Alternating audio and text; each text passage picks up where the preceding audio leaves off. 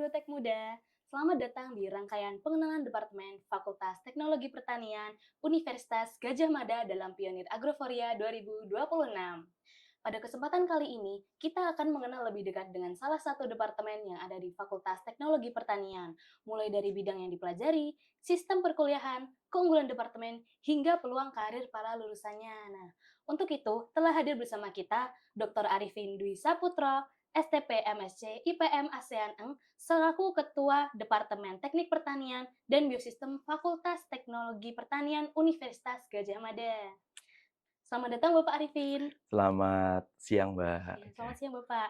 Terima kasih telah berkenan meluangkan waktunya untuk berbincang bersama kami pada kesempatan kali ini. Nah, sebelum masuk ke sesi utama, bagaimana kabar Bapak Arifin pada hari ini?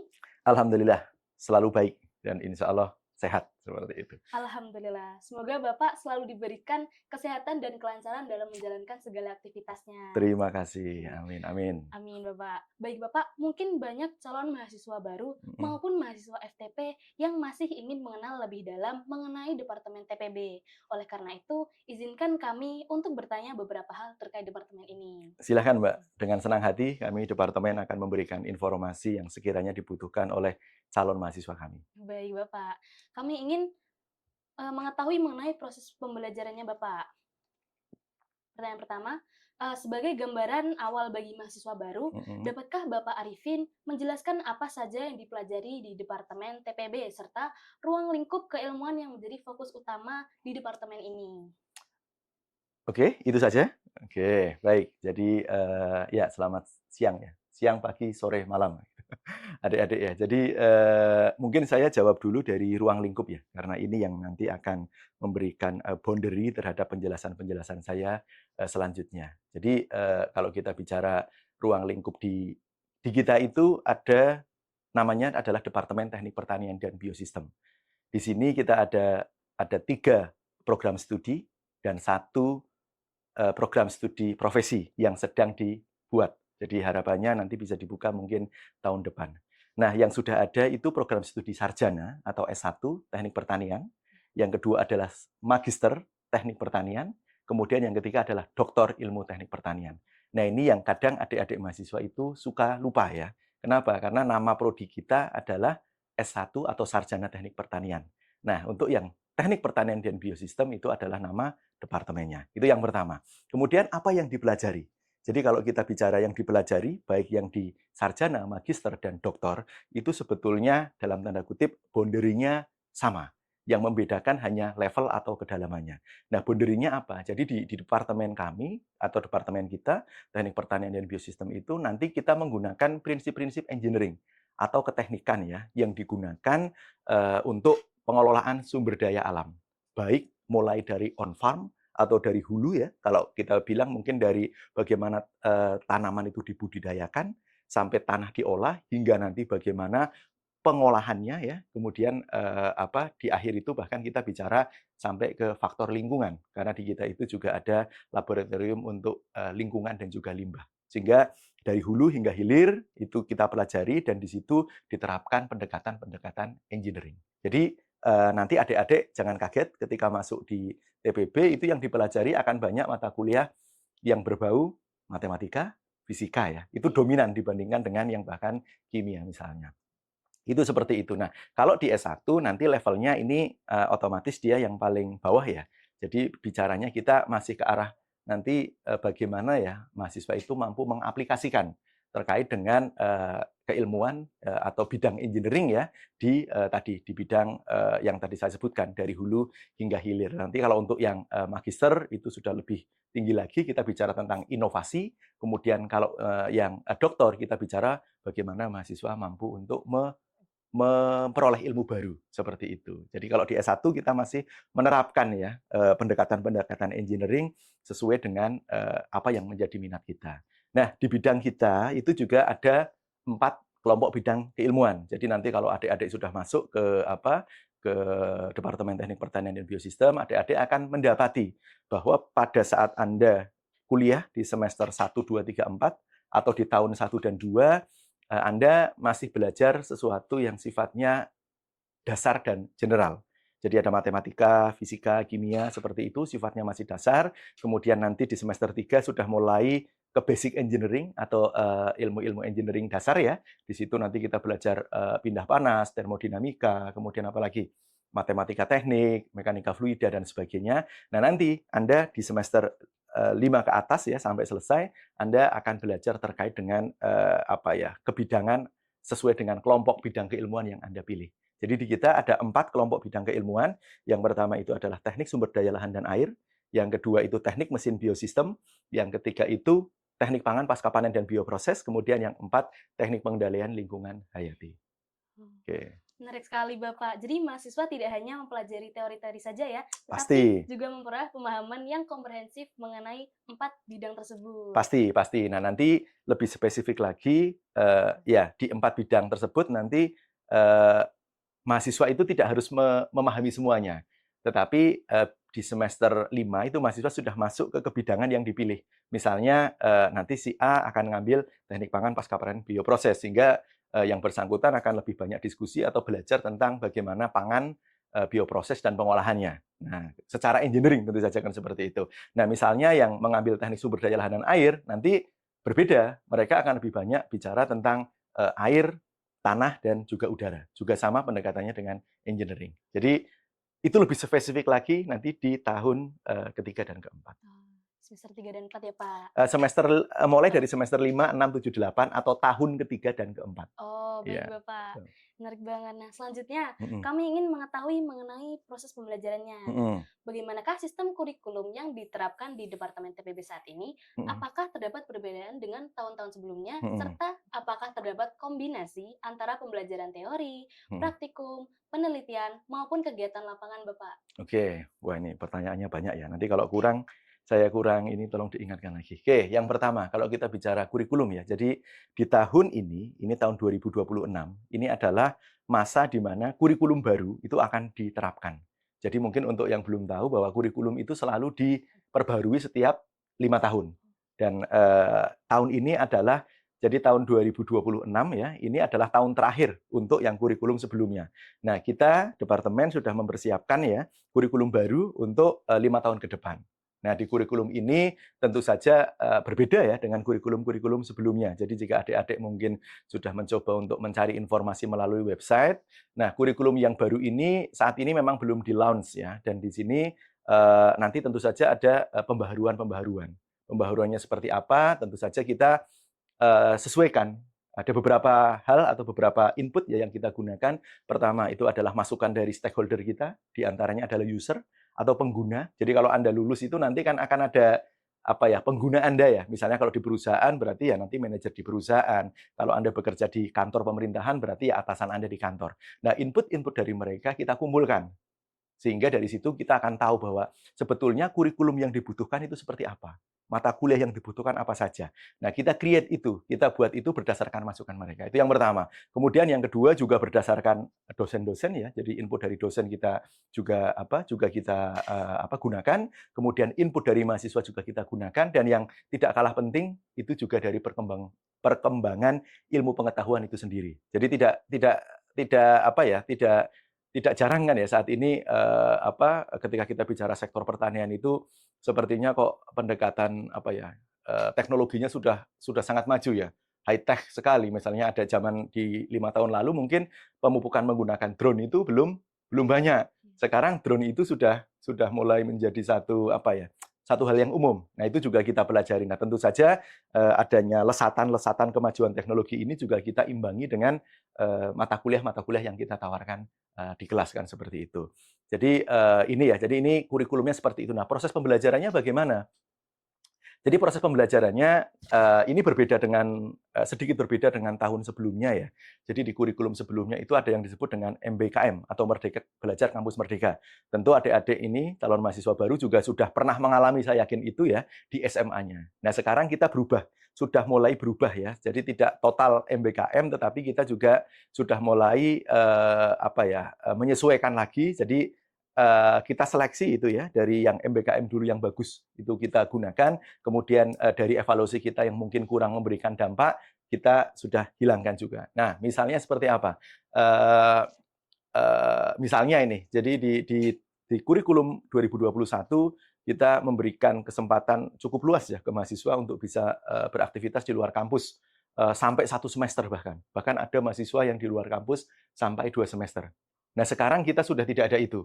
Tetapi kalau mahasiswa ingin melakukan aktivitas di luar kampus dan SKS-nya kita rekognisi atau kita akui bisa digunakan sebagai nilai di transkripnya, maka sekarang kita coba kurangi hanya di sekitar 10 SKS.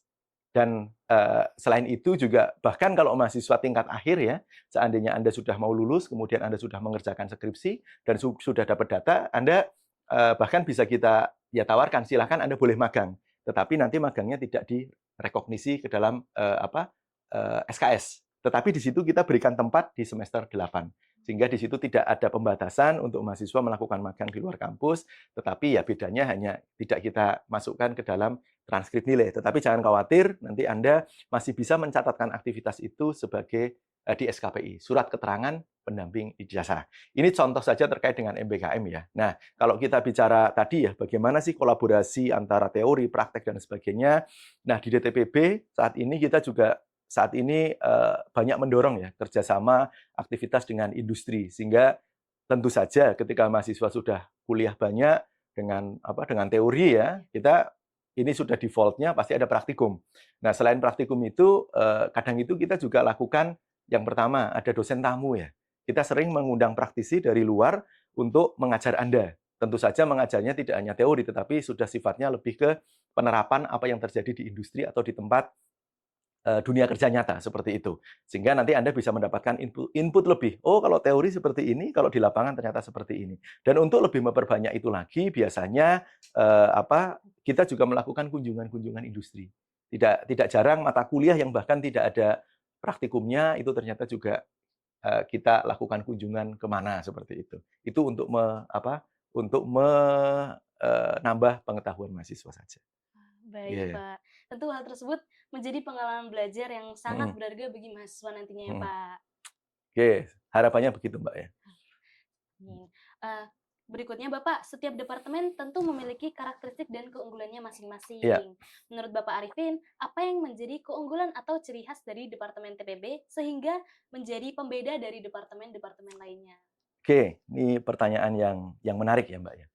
Jadi sebetulnya kalau kita bicara program studi ya, itu pasti tadi pertanyaannya betul ya. Apa yang membedakan program studi di Teknik Pertanian ya, atau di Departemen Teknik Pertanian Biosistem dengan departemen yang lain? Itu yang pertama. Kemudian nanti yang kedua kita juga akan jawab bedanya prodi Teknik Pertanian UGM dan Teknik Pertanian yang di luar UGM itu seperti apa.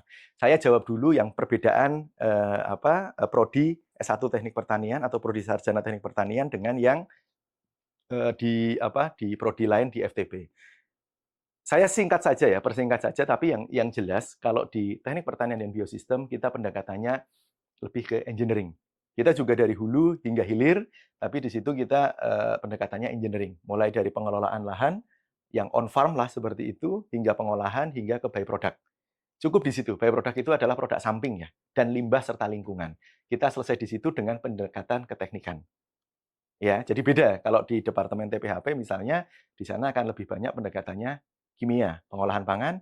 Kalau di TIP mungkin di sana lebih banyak ke sistem dan juga manajemen ya. Jadi di kita engineering. Itu kalau antar departemen, garis besarnya seperti itu. Nah, kalau kita bicara perbedaan antara prodi sarjana teknik pertanian yang di UGM dengan yang lain apa? Nanti kalau adik-adik sudah masuk ya ke perkuliahan, nanti Anda akan tahu bahwa kita itu sudah menetapkan capaian pembelajaran. Capaian pembelajaran apa? Itu artinya kalau Anda lulus, nanti Anda diharapkan akan mampu atau diharapkan Anda memiliki kemampuan apa. Nah, itu yang capaian pembelajaran. Nah, di kita itu ada 11 capaian pembelajaran, yang 10 itu general atau umum ya di prodi Teknik Pertanian. Tapi kita punya satu yang khas dari prodi Teknik Pertanian di UGM, yaitu apa? Jadi mahasiswa kita setelah lulus itu nanti diharapkan memiliki ya keahlian di bidang literasi digital. Nah, inilah yang membedakan sehingga nanti di mata kuliah kita banyak bicara tentang digitalisasi, teknologi 4.0, precision agriculture, smart farming, smart food processing technology, dan sebagainya. Itu yang membedakan. Menarik banget Bapak. Oke. Tentu hal-hal tersebut itu dapat merupakan nilai tambah yang dapat menjadi pertimbangan bagi mahasiswa untuk mengenal lebih dalam departemen ini. Ya, insya Allah. Nah, Oke. selain kegiatan akademik Bapak, mahasiswa juga tentu ingin mengetahui keterhubungan antara dunia perkuliahan dengan dunia kerja. Mhm, Bagaimanakah hubungan Departemen Teknik Pertanian dan Biosistem dengan industri, mhm. instansi pemerintah, maupun mitra eksternal lainnya dalam mendukung proses pembelajaran dan pengembangan mahasiswa? Oke, makasih Mbak. Mungkin tadi sedikit di depan sudah kita bahas ya, terkait dengan apa hubungan kita dengan stakeholder tadi. Nah, kalau kita bicara dari tataran konsep ya, jadi mungkin saya awali dari sini. Jadi di prodi Teknik Pertanian ini, kita itu juga memiliki satu yang disebut dengan Dewan Pengarah, advisory board seperti itu. Nah, fungsinya apa? Nanti dari Dewan Pengarah itu, ya isinya dulu ya. Dewan Pengarah itu beranggotakan dari industri, dari kementerian, dari pegawai-pegawai pemerintah, dosen, akademisi dan sebagainya, yang mereka semuanya nanti kita harapkan bisa memberikan masukan dan input terkait dengan pengembangan prodi dan juga kompetensi mahasiswa yang dibutuhkan seperti apa. Dari sini ini sebetulnya sudah terlihat bahwa kita itu memiliki hubungan yang baik dengan dunia usaha, dunia industri lah, dengan stakeholder kita. Nah, itu yang pertama. Jadi dari konsep saja kita sudah melibatkan mereka-mereka. Kemudian yang kedua, tadi kalau mau ditanya lagi seperti apa kedekatan ya, tadi ya, kita bahkan ketika kita akan belajar gitu kan. Kadang itu saya sudah bicara penelitian terkait dengan processing food gitu ya, secara teori. Tetapi kan seringkali mahasiswa kepengen mendengar secara langsung seperti apa tuh? Kita undang dosen. Kemudian memberikan kuliah-kuliahnya dalam bentuk praktikal nyata di lapangan misalnya. Itu yang pertama. Kemudian kadang juga kita undang mahasiswa ke pabrik, ke mana, ke lokasi, ke lapangan untuk melihat kondisi real. Dan itu semuanya akan difasilitasi oleh mitra-mitra tadi. Itu hubungan baik kita seperti itu. Bahkan kalau kita bicara sampai kondisi yang lebih luas lagi, seringkali fasilitas-fasilitas pembelajaran di prodi kita teknik pertanian itu juga diberikan atau dibantu oleh pihak-pihak tadi dari industri. Kalau Anda lihat nanti adik-adik ya di sebelah selatan gedung FTP itu ada traktor yang kuning itu, CAT ya kalau tidak salah. Besar sekali itu ya, itu traktor terbesar itu sudah lebih besar dari bulldozer ya itu. Itu adalah pemberian dari salah satu perusahaan di mana? Di Sumatera ya, untuk pengolahan tebu dulu. Nah, itu dihibahkan ke kita untuk media pembelajaran dan praktikum. Itu salah satu contoh ya, keterikatan antara kita dan mereka. Belum lagi nanti banyak sekali lah yang peralatan-peralatan. Dan kita ketika bicara mitra tidak hanya dengan mitra dalam negeri industri, tapi DTPB itu juga punya mitra banyak di luar negeri. Ya, dari kampus, kemudian lembaga-lembaga penelitian luar negeri. Bahkan beberapa alat, di TSLA misalnya, KBK TSLA itu mendapatkan alat dari Austria misalnya, untuk penelitian-penelitian kita. Dan kolaborasi juga kita masih terus berjalan, sehingga kalau nanti Anda masuk di sini, Anda jangan berpikir bahwa Anda akan masuk dan lulus hanya di UGM saja, tetapi aktivitas Anda bahkan Anda bisa exchange student sampai ke luar negeri, ke mitra-mitra yang departemen kita miliki. Gitu. Kerjasama seperti ini dengan pihak-pihak banyak Mhm, seperti ini memberikan kesempatan yang sangat baik bagi mahasiswa untuk memperoleh pengalaman dan mhm. wawasan yang lebih luas sebelum memasuki dunia profesional ya Pak. Pastinya Hmm. seperti itu. Heeh.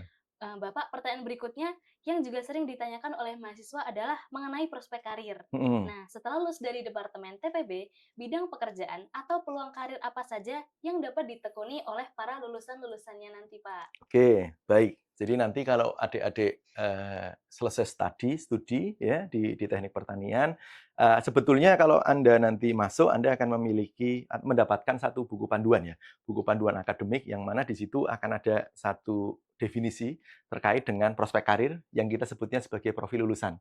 Di kita itu ada sekitar 5 profil lulusan ya, nanti mungkin bahasanya saya sederhanakan saja, tapi yang pertama misalnya, nanti Anda lulus itu bisa bekerja sebagai perancang. Perancang atau desainer. Desainer itu ya di bidang teknik pertanian. Jadi, kalau di mana bekerjanya, tempatnya, itu bisa di industri. Misalnya, kemampuan sebagai perancang apa? Eee, ini yang saya contohkan ya, misalnya di Jogja itu ada satu, industri atau pabrik traktor. Dalam membuat traktor itu kan tidak yang seperti bikin mobil-mobilan dari kayu atau dari kertas, langsung lipat-lipat, langsung iris-iris, kemudian jadi. Di situ kan kita juga harus gambar, harus desain, harus bahkan kita nanti ukur jaraknya seperti apa, sehingga nanti dengan pendekatan-pendekatan matematika kita akan tahu bahwa alat itu pada akhirnya, traktor itu misalnya, dia akan memiliki, capability, kemudian, daya tahan ya, daya tahan terhadap misalnya tidak patah, kemudian juga terhadap waktu sehingga tidak gampang rusak dan sebagainya. Itu dihitung semuanya dan didesain bagaimana agar traktor itu pada saat digunakan ya, dia bisa digunakan, tidak macet. Itu dari ergonomika misalnya. Nah, ini contoh-contoh seperti itu yang nanti bisa Anda gunakan sebagai desainer misalnya. Ada desainer, ada analis sistem. Jadi kalau analis sistem ya di industri itu kan banyak ya, ketika kita bekerja ada sebuah sistem yang kadang kita melakukan analisis big data misalnya, itu kan analisis data juga. Itu kan kalau Anda punya data banyak terus tidak dianalisis kan juga tidak bisa Anda terjemahkan, tidak bisa Anda serap artinya kan seperti apa. Kemudian ada wirausaha juga ya, ada wirausaha juga, ini juga yang sangat didorong ya, tidak hanya oleh teknik pertanian tapi juga oleh banyak prodi-prodi lain. Dan kalau kita itu contoh ya, itu core-nya yang bisa Anda yang bisa Anda tuju lah pada saat Anda lulus nanti. Tetapi kalau kita bicara tempatnya di mana, ya di industri. Bisa, industri itu banyak ya. Jadi di kita tidak jarang ada yang mulai dari industri alat mesin pertanian, industri pangan ya, itu juga banyak sekali. Bahkan kalau kita bicara perusahaan-perusahaan perkebunan, itu juga banyak sekali ya yang masuk ke sana. Itu kalau kita bicara industri. Di pemerintahan juga tidak kalah banyak. Kementerian-kementerian perindustrian, pertanian pasti, perdagangan, Kemenkop ya, itu juga juga sering ya mengundang kita, menginvite kita untuk bekerja di sana. Jadi itu banyak, jadi tadi dari industri, kementerian, kemudian juga kalau Anda mungkin ingin menjadi akademisi, juga saat ini banyak ya di antara teman-teman Anda itu yang ketika lulus S1 itu langsung S2 dengan harapan nanti setelah itu bisa berkarir sebagai dosen ataupun juga peneliti. Kemudian tadi kalau kita bicara di kampus, kemudian bisa juga di lembaga peneliti. Di Indonesia ini cukup banyak saat ini ya lembaga-lembaga peneliti, lembaga-lembaga penelitian yang nanti bisa digunakan sebagai tempat berkarir. Nah, tentu saja nanti bidangnya ya disesuaikan dengan teknik pertanian. Misalnya ada di kita saat ini satu lembaga yang levelnya sudah negara itu adalah BRIN. Misalnya seperti itu. Nah, nanti Anda lulus dari sini, Anda bisa mendaftar di sana juga untuk menjadi peneliti di sana. Contohnya gitu. Jadi singkat cerita, mungkin Anda bisa bekerja di industri, di pemerintah ya. Anda juga bisa berwirausaha, kemudian Anda bisa jadi peneliti, dosen dan sebagainya gitu. Kalau untuk perkantoran Bapak, Mhm. seperti korporat dan lain-lain itu apakah memungkinkan di jurusan ini? Sangat mungkin ya. Jadi di BUMN itu kita banyak ya. Di BUMN itu banyak. Kita saat ini satu angkatan saya itu bahkan ya cukup banyak ya yang ada di misalnya Bulog ya, Badan Urusan Logistik itu banyak. Kita di perusahaan-perusahaan TPN misalnya, itu juga banyak. Bahkan ada beberapa yang di Danantara juga itu kan. Tetapi kan ya tadi ya secara umum nanti ya keterkaitannya dengan pertanian kan seperti itu. Oke. Walaupun ada juga yang di perbankan misalnya ya. Tetapi di perbankan pun kan juga sebetulnya bidang kita juga masih cukup relevan. Karena misalnya kalau di bank itu Anda diberikan satu mandat untuk coba evaluasi apakah betul pengajuan kredit itu dari petani ini memang betul-betul bisa dipertanggungjawabkan dan mereka butuh dan bisa melunasinya katakanlah, itu kalau yang menganalisis pengajuan itu bukan dari bidang kita, mungkin juga agak bingung juga ya, karena kurang paham tentang pertanian. Makanya saya akan bilang perbankan pun itu juga sebetulnya masih Relevan. masuk juga kan, seperti Oh, itu. Ya. ternyata peluang karir lulusan dari Departemen TPB sangat beragam dan menjanjikan ya, Pak. Pasti, saya bahkan akan bilang bahwa kita itu sangat luas sekali. Anda bahkan kalau mau lanjut S2, S3 pun ke luar negeri itu juga juga sangat terbuka sekali ya. Sehingga silahkan Anda jangan ragu lah, jangan takut untuk bisa melanjutkan atau berkarir atau melanjutkan studi di prodi ini. Wah, Mhm. baik Bapak. Nah, Mhm. selanjutnya Bapak, selain kegiatan akademik, Mhm. mahasiswa juga sering tertarik untuk mengembangkan diri melalui berbagai kegiatan non-akademik. Mhm. Nah, apakah terdapat kesempatan bagi mahasiswa dari Departemen Mhm. Teknik Pertanian dan Biosistem untuk terlibat dalam penelitian, kompetisi, organisasi, program pertukaran pelajar, maupun kegiatan pengembangan diri lainnya? Ya, ini malah satu hal yang oleh departemen ya kita sangat dorong ya. Jadi saya sendiri sangat suka ya ketika ada mahasiswa yang aktif ya, berkompetisi. Misalnya ini ya, yang kita dorong adalah kompetisi ya. Ketika kompetisi di prodi Teknik Pertanian, kita ada satu tim ya, dosen muda yang job desk-nya itu khusus untuk mendampingi mahasiswa beraktivitas di kampus. Kita sampai membuat satu satu tim kerja seperti itu. Kenapa? Karena memang kita sangat concern, sangat care dengan aktivitas mahasiswa di luar kampus, hubungannya dengan peningkatan soft skill. Nah, di situ sering ya, misalnya ini yang sudah mungkin adik-adik juga ketahui bahwa di kita itu kita departemen selalu berpartisipasi di lomba-lomba ya, ARC ya, apa satu lomba kompetisi akademis yang di tingkat ASEAN. Dari Prodi kita selalu mengirimkan ya, untuk tahun ini kita ada di UB, kita mengirimkan 15 mahasiswa, dan di luar negeri pun departemen mendukung. Jadi kadang kita subsidi ya untuk untuk melakukan perjalanan ke sana dan pembiayaannya seperti itu. Dan kita juga latih adik-adik mahasiswa persiapannya ya. Jadi jangan sampai ikut itu hanya ikut mendaftar, tapi harapannya pulang juga bisa mendapatkan gelar dan juara. Nah, kita betul-betul fasilitasi itu, kita betul-betul ajak adik-adik mahasiswa untuk belajar bersama, kita dampingi, dan ya kita sangat support itu bahkan sampai ke luar negeri. Nah, ini salah satu kegiatan yang nanti bisa diakses oleh mahasiswa ketika masuk ke kita. Kompetisi ini internasional. Ini kemudian kita juga sangat mendorong ya adik-adik mahasiswa untuk ikut kompetisi nasional. Nanti ada program kreativitas mahasiswa, ada lomba-lomba lain ya yang diselenggarakan baik oleh universitas ataupun oleh pihak swasta. Dan saat ini trennya ya adik-adik ya bahwa prestasi-prestasi ini nanti akan sangat dibutuhkan bahkan ketika Anda sudah lulus. Baik ketika misalnya Anda akan mendapatkan Anda mencoba apply beasiswa ataupun nanti pada saat mungkin Anda bekerja. Sering kali ini ditanya. Sehingga kita sangat dorong di sini dan kita selalu infokan dan selalu kita jembatani dan bahkan sering kita list ini Bapak Ibu dosen siapa yang ingin jadi pembina atau pendamping, silakan adik-adik menghubungi beliau untuk bisa menjadi pembimbingnya. Itu jelas ARC, kemudian nanti tadilah ya saya sudah cerita di awal ada magang kunjungan industri ya.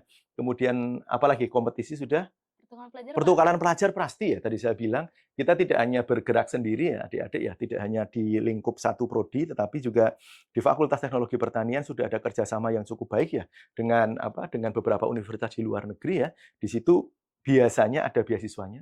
Misalnya kalau di FTB kita ada kegiatan Suiji, nanti dengan kita dari sini nanti mahasiswa ke Jepang, kemudian ada juga double degree bahkan ya dengan universitas di luar negeri dan seringkali karena saat ini dosen-dosen itu juga ada hibah untuk joint supervision.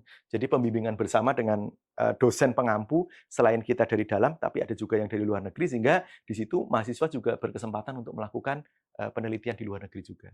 Jadi di situ bisa saya sampaikan bahwa untuk exchange itu tidak hanya melalui program-program yang reguler yang ditawarkan dengan funding body yang sudah jelas, tetapi kadang bahkan dosen pun ketika punya dana penelitian bisa mengajak adik-adik mahasiswa untuk ikut ke luar negeri seperti itu.